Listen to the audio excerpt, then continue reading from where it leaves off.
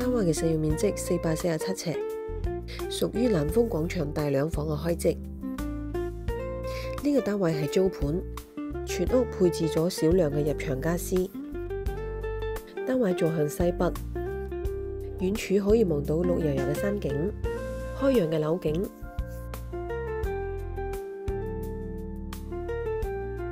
小睡房呈四方形嘅開則，有足夠嘅空間擺放4尺床同埋衣櫃。浴室採用明窗嘅設計，原有嘅浴缸乾淨企理。